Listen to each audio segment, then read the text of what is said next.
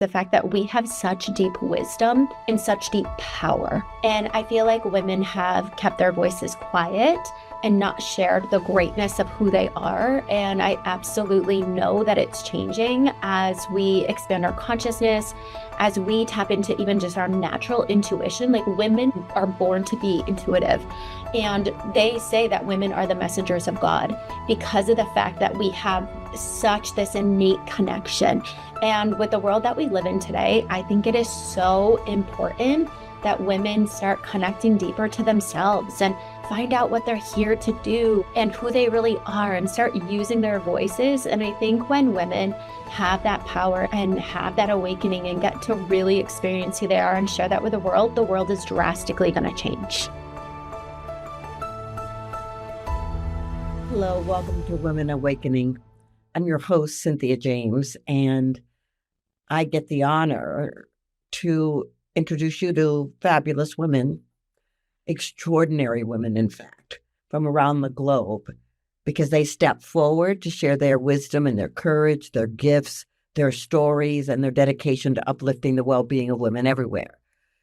I work with leaders and teams, and I train coaches in my emotional integration techniques and support individuals who are ready to up-level, thrive, and live their most authentic lives. I believe, in my heart actually, that we're living in a time of profound emergence, where women's voices, their visions, their leadership is rising, and it's rising in powerful ways because it's necessary.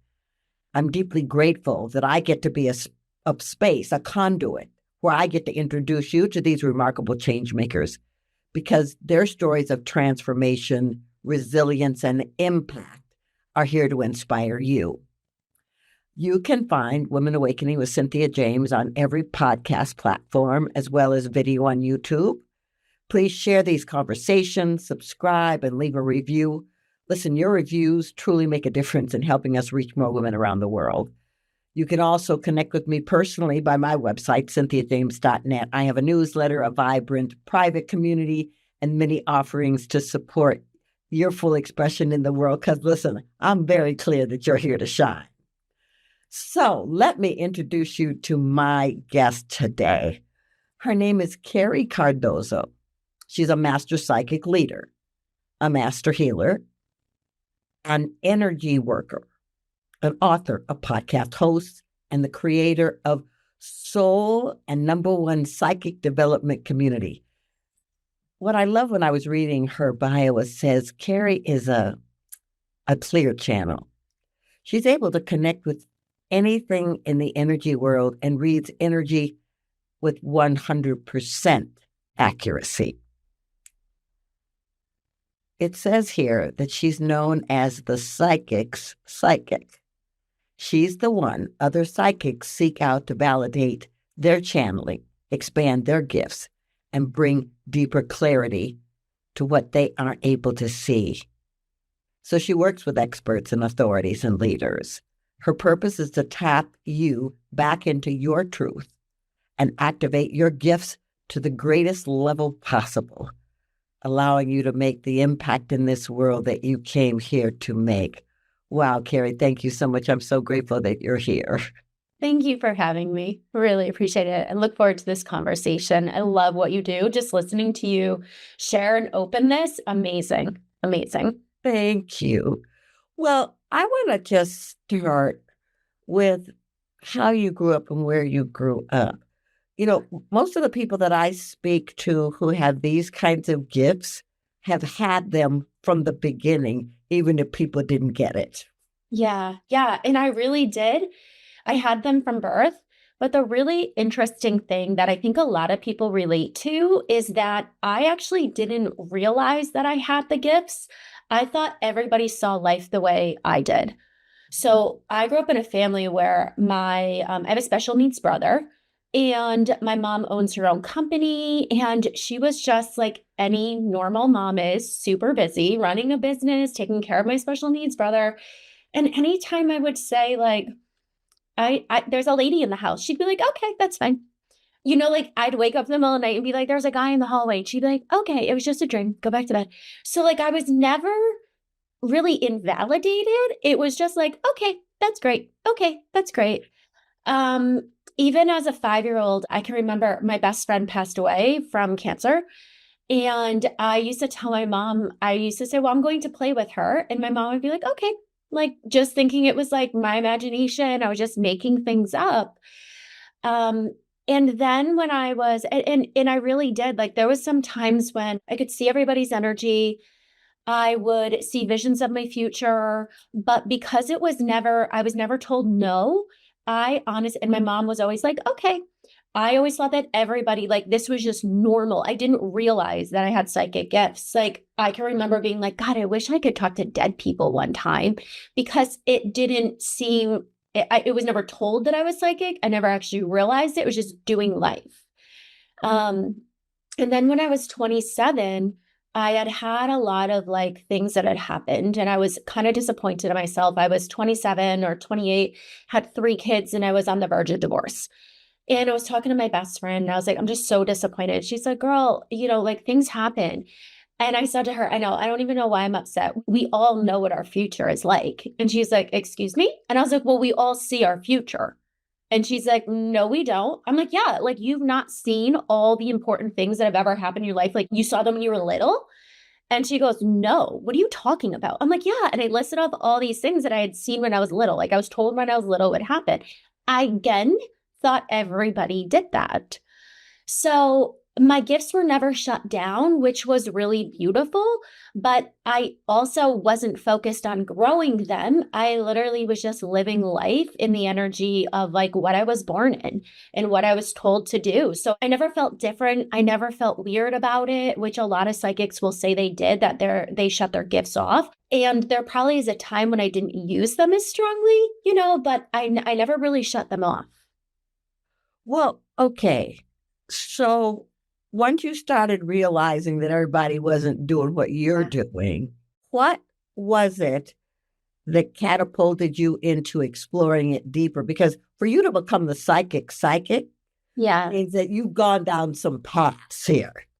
Yeah, for sure. So again, I was going through a divorce. I had kids very, very young, which I saw that. I knew I was going to. And so I had 3 kids. I was going through a divorce. I went back to work, was running a $16 million company. And at 33 years old, I was like, I thought I had the most amazing life. I'd gotten a divorce. I with this amazing man. We were building a future. We were buying a house. And one day I woke up and I had found him unresponsive on our couch. And he unexpectedly passed away.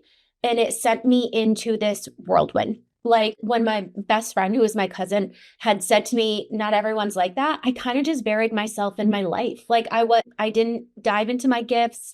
I just was trying to navigate through being a single mom for a couple of years, building a new relationship and running a $16 million company. And then when Mike passed away, it was like hitting a brick wall at 100 miles an hour. And it really is what woke me up, because when that morning when I woke up, I had heard Mike is dead. And I was like, no, no, no, no, no, no, no, no, no, no, no, he's definitely not. And I went downstairs, and sure enough, I had found him on the couch. He did pass away. And right from that start, it sent me on this journey of uncovering my gifts. Because even in that moment, I didn't feel like I was psychic. I didn't believe that I was psychic. I just thought this is what everyone's like. I didn't really put 2 and 2 together. And then because I was so distraught and so devastated, somebody said to me, you need to go see a medium, or you need to go see a shaman. And I saw one medium, one shaman, and one angel channel. And every single one of them was like, you're a psychic. They're like, they're telling us that you are a psychic. You can see him. And I was like, I can see him. I saw him right from the start. I could hear him. But like when you're going through massive grief, you're like, am I crazy or am I really hearing him? I even had a medium say to me, I had told her that I could hear my fiance who had passed away. And she was like, okay, sweetheart. And she's like, I'll do a reading for you. And after she goes, I honestly thought you were crazy saying that you could hear him. She's like, but no, he's saying he will not speak to anyone but you. And in my healing journey, I really dug into my abilities. Like I buried myself. I spent about 18 months worth of time just mastering my gifts. I taught myself with my guides because I am such a clear channel. I could see, I could hear, I could feel, I can do everything. And I spent 6 hours a day for 18 months mastering my gifts, really diving in. And a huge pull of it is that I couldn't wrap my head around the fact that he was gone. And I wasn't okay with never speaking to him again, never seeing him again, not understanding where he went. I wasn't religious. And so I didn't even know what the other side was like. I didn't have a firm belief of it. And I needed to know that he didn't just disappear. So I really spent like a solid 18 months just being in energy, channeling, practicing different things. I would meet a psychic or a medium and they would meet and I'd want them to help me. And they would immediately be, no, they're saying you can help me. And it would change into me being the teacher every single time. It was like this going joke of like, no matter who I meet, I'm helping them, which in turn would help my gifts as well. But I am 100% self-taught. I haven't learned from anybody, and it's been a wild ride. That was 12 years ago that he passed away. Well, I'll tell you what's so interesting about this. First of all, that something in you knew that you could travel this path alone and Yeah. a teacher. I've Yeah. taken a couple of I mean, I'm nowhere near a psychic, but I've taken some classes and I have some gifts of what I want to say, of just knowing. Mhm. I know things. But to have what you have and to trust that the universe was going to give you exactly what you needed to do this work. Now you're running this company. Yeah. What happened? I within 8 months, no, 6 months, my fiance passed away in February, and I was running this company. It wasn't mine, but I was the second in command of six different businesses. And in the week after my fiance passed away, my boss had an accident in the office and somebody died. And there was a huge legal trial. And in the end, he ended up losing everything. But I was fired because I wouldn't do things that were against my ethics. And so in October, 8 months later, I was fired from my job that I never should have been fired from. But I was one of four employees that were left. Every single other person left the company because of what had happened and how it was handled. And my guides kept saying to me, like, you have to go. You have to go. And I kept saying, like, I'm a single mom. I don't have anything else but me. And I was like, I can't leave yet. Like, I can't leave yet. And I remember the day that he came in to fire me. And again, I ran everything in this company, like every aspect I was in charge of. And I remember that day they told me not to take my laptop out of the car. So I listened. And I remember sitting there and I saw my boss and an attorney pull into the parking lot. And I was like, I'm getting fired. And it worked out really well. But I was like, I'm never going to go back and work for somebody else again and have this being taken away from me, like my livelihood kind of thing. But my guides had told me that I was supposed to do my own thing. They just hadn't really given me the details of what that would look like. So you're right with the trust aspect. It took me a long time to trust. Oh, years to trust, like fully trust. I think that's the biggest struggle that psychics and intuitives have is really trusting 100%. And it took me a long time, but a lot of the time I was kind of just pushed into it. Like something would happen like that. Like, my boss would pull into the driveway and I got fired. And the universe would be like, you have to keep like it's like getting pushed from the nest kind of thing. You got to learn to fly as you fall down kind of thing. So yeah. Well, what I tell my clients is that we all have intuitive knowing. We all have gifts. But learning to be obedient to the inner voice is the deal. Because a lot of times what they're telling you doesn't make any sense. 100%. 100%. A lot of times they'll tell us something like so crazy or it goes against logic that you're like, oh, no way, that can't be true. I must be crazy, or you're wrong, or you're leading me down this crazy path. But I will tell you what, like my guides have never steered me wrong, ever. And amazing things have happened. They've never steered me wrong. It's very interesting because same with me. I come from a line of women prophetic dreamers. I mean, they would dream the future. And when I was a kid, I would dream the future and people would be like, she's a witch. Don't talk to her. So I was like, okay, well, perhaps I shouldn't share. But the thing is that to open, to understand that there's guidance for you. So when clients come to you, I mean, they know you're a medium, they know you're a psychic, but do they ever come with a little bit of skepticism? Yeah, not anymore.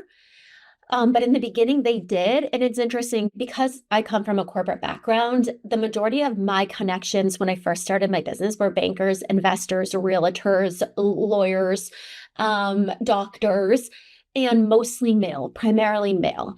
And I was just like, my guides kept saying, you have to call yourself a psychic. I'm like, you're out of your mind. I feel crazy. Like, I'm 34 years old. You think I'm just going to call myself a psychic now? All of a sudden, I'm psychic. I'm like, a very rational person and very logical. And I was just like, this is insane. You guys are crazy. You're out of your mind. But I really had to. And as soon as I started calling myself a psychic, my business got incredibly successful. So, but in the beginning, I remember this one gentleman, I got on a call with him and I said, so what would you like to talk about? Because I'm very much like, I'm just a normal person. Like we have a conversation, I tell you what I see. It would feel just like we're talking now, but I'd be giving you guidance. And he goes, I don't know, you tell me, you're the psychic. And I was just like, okay. And I said to him, well, do you want to go business or personal? And he was like, whatever. So I started listing off all these things that I saw about his marriage. And he immediately was like, okay, that's fine. I get it. Okay, let's talk about my business though. So I have had people, but I haven't had somebody question me in years. And I think it's just because I'm very confident in what I do. I have a really great reputation in what I do. I'm not pushy. I'm not like in your face. It feels very natural when we talk. And a lot of my clients, I work with a lot of high-end clients, and a lot of them are referral based or they've done their research. I have clients that do get tested because I teach people, I activate people's abilities. I have 100% success rate with activating people's abilities. There's not a single person that I can't help them to turn on their psychic gifts. And so I had clients that have gotten questioned and we work through that, but I haven't been questioned in a very long time. Yeah. So I want to talk about the interesting side of being gifted in this way. Yeah. Because you're seeing, you're hearing, and it's not like it's a light switch that you turn off and on. How do you take care of yourself? Oh, that's such a great question. And for me, it actually is a light switch. I can block it immediately. I can shut it off. So it's not like, like the show Long Island Medium, where you see the medium walking through a grocery store and beings are just there and talking to her. Can that happen? Yes.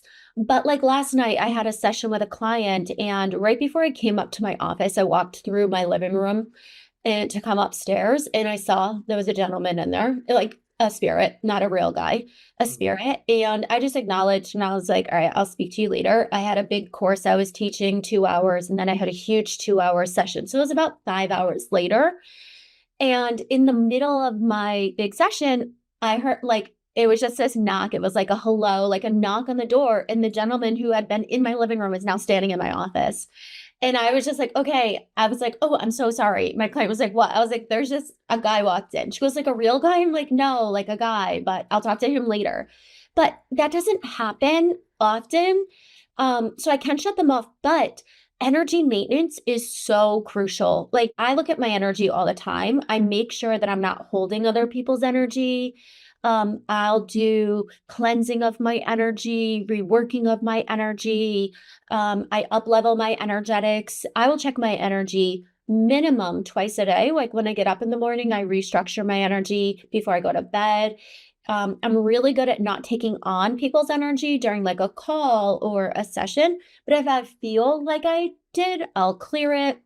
I am very, very aware of what's on my energy and what's in my energy, meaning like what's in my house, If I'm in a place, I'm very aware of what's around me. And because I've been doing this for so long and I have mastered energetics, it's not hard for me to be able to do that. And in with working with energy, it's like a muscle. So you have to build yourself up to it. I know mediums and psychics who can do like 1 or 2 sessions a day and they're done because it's a lot of work. It's a lot of work to filter through this information. There are times that I will do calls. I do calls twice a week, and my calls will go from 8 in the morning till 5 or 6 at night. And so I can hold a lot of energy only because I've done work on my energy. Right. Yeah. Yeah. So, yeah, because you're dealing with frequency, Yeah. and so managing that is important. Okay, you got 3 kids. I do. What do they think about you being a psychic? Everyone asks them that. They're like, what's it like having a mom as a psychic? And they're just like, she's normal. She knows everything though. Like you can't lie to her. She always has the answer. My children are older now. I have a 25, 22, and a 20-year-old. And so sometimes they're like, oh, like, why do you always have to be right? Or they'll ask me advice. But my kids are all psychic as well. All of them have different gifts. I have every single gift and I can do every single psychic thing. But each of them have their own gifts as well. So they grew up with me already being psychic. They were about, 10, 8, 6, around that age when I started to really openly share. And so for them, it's super normal. But yeah, people do ask them that all the time. And it's like, the only thing I think that is really weird for them is they will say, can you tell the spirit to stop moving my whatever? Like tell the spirit to not open my door in the middle of the night. They have interactions with spirits all the time because of the fact that I call in spirits and I also think it's because spirits know when you can communicate with them. So my kids can hear them and see them. So they're never malicious spirits. They're never ill-intending spirits. But they will like open doors, they'll move things. The kids will see a door open and literally like it unlatches and the door opens. And they're just like, Mom, tell the ghost to stop opening the door. Or, my daughter the other day was like, I think Papa's been visiting us. I feel like Papa's here. And so they can also connect with their departed loved ones just because of what I've taught them, but also their natural gifts. Yeah. Wow. Well, that's incredible. I mean, I was grateful that the women in my family talked about the dreams, but I think to have someone on your level to nurture children, because you're giving to your children what was given to you. Yeah, yeah. And my mom didn't have it. I have one great aunt who read like tarot cards. My grandmother would say she would just know things, but I really am the first of my family and the only of my family, aside from my children, who have these abilities. So, which is beautiful in the fact that they were fostered and they weren't shut down or looked bad upon. But I think it's beautiful, like that you had somebody in your family who could speak about it and nurture that because we oftentimes don't see that. And kids shut their abilities down and then they're adults who feel them and want to activate them, but they have internal conflicts and they don't know what to do in order to activate them. Yeah. Absolutely. Well, tell me how people find you. Yeah, so you can just search my name, Carrie Cardozo. My last name is Cardozo on all platforms. So on Instagram, Facebook, TikTok, it's just Carrie Cardozo, as well as my website is carriecardozo.com. Okay. I guess I just want to say, ladies, if there's anything in you that feels like there's a little tingle around this conversation, do a little exploration, There's something that might be calling you. And clearly, Carrie's gifted. I just want to say to you, Carrie, I ask the same last question of every guest. The show is called Women Awakening. What do you think is the most important thing about women awakening in this moment? I think the most important thing about Women Awakening is the fact that we have such deep wisdom and such deep power. And I feel like women have kept their voices quiet and not shared the greatness of who they are. And I absolutely know that it's changing as we expand our consciousness, as we tap into even just our natural intuition, like women are born to be intuitive. And they say that women are the messengers of God because of the fact that we have such this innate connection. And with the world that we live in today, I think it is so important that women start connecting deeper to themselves and find out what they're here to do and who they really are and start using their voices. And I think when women have that power and have that awakening and get to really experience who they are and share that with the world is drastically going to change. That's so beautiful. Well, I'm grateful that you're here. I'm grateful that you're here to inspire us to do our work, to open our channels. It's quite a beautiful thing. Thank you so much for coming. Thank you for having me. Thank you. Okay, ladies, let me just say this. There's never been a podcast that hasn't inspired me. And so I'm hoping that you walk away from this conversation inspired, that you feel touched and encouraged and reminded that you have gifts that no one else has, because you're here to deliver what no one else can deliver the way you can do it. So this is a time to lift up your own voice, your vision, and your gifts. Any of you that might like to do deeper work with me, I work with leaders and teams. I train coaches in emotional integration techniques, and I guide individuals that are ready and willing to manifest a better life. And for those of you who've asked, yes, I will be doing my Okay Ladies, Let's Write a Book, my 5-day in-person retreat in the spring. Go to cynthiajames.net and look at all my resources and what's happening. Please subscribe, share these episodes with women in your life, and leave a review. It truly helps us bring even more extraordinary voices to this platform and to the world. YouTube, Woman Awakening with Cynthia James. Look it up. And until next time, oh my goodness, I'm so grateful to walk the planet with you. I'm so grateful to be a witness to you rising and shining and awakening the fullness of who you are. Thanks for being here. Sending you very much love.